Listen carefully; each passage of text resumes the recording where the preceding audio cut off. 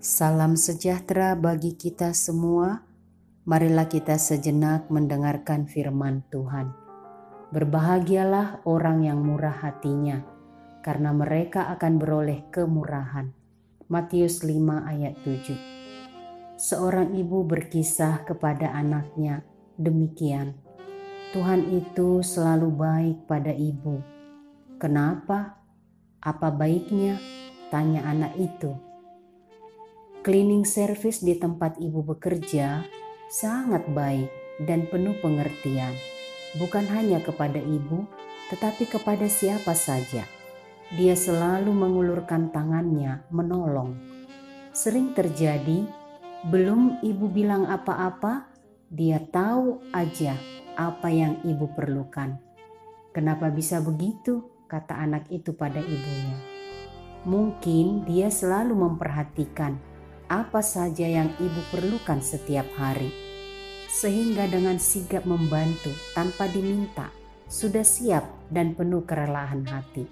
Sungguh Tuhan baik, selalu ada orang baik dihadirkan untuk menolong ibu di semua kelemahan yang ada.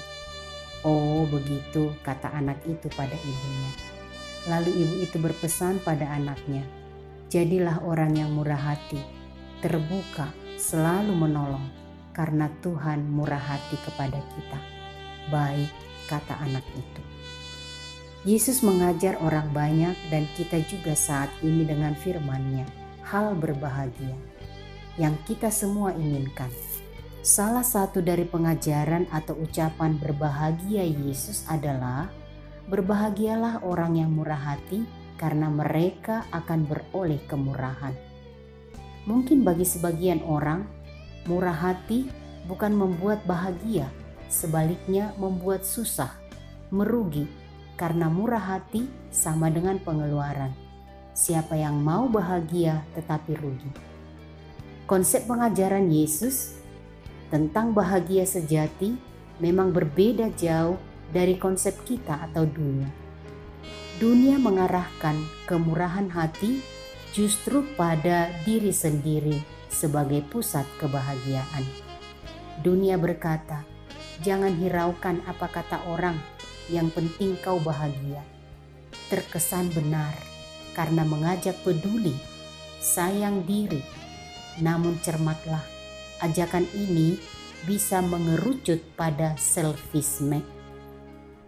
Menurut Yesus, orang berbahagia ialah orang yang memberi perhatian kepada sesama di tempat di mana kita berada, sekeliling kita, di persekutuan, tetangga, atau siapa saja yang ditempatkan Tuhan ada di dekat kita. Yesus mengajarkan bahagia itu terjadi saat kita melakukan sesuatu dari yang ada pada kita kepada orang lain. Bahagia itu ada di mana kita hadir, membuka hati, mengulurkan tangan, bahkan juga membuka dompet kita pada mereka yang membutuhkan pertolongan dan topangan kita. Tuhan telah memberikan kita hidup, kasih karunia demi kasih karunia. Ingat kisah yang diangkat oleh Yesus tentang orang Samaria yang murah hati, menjadi pembelajaran besar bagi kita. Dua orang berkelas di masyarakat, Imam dan Lewi, kehilangan kemurahan hatinya. Dia berlalu begitu saja saat mana mereka melihat ada orang terluka. Dan kalau tidak segera ditolong, orang itu bisa mati. Namun orang Samaria itu, kemurahan hatinya tercurah pada sesamanya yang terluka dan yang membutuhkan kemurahan hatinya. Ia menaikkannya ke keledainya, membalutnya, mengantarkannya di tempat yang aman, dan memberi jaminan sampai ia sehat.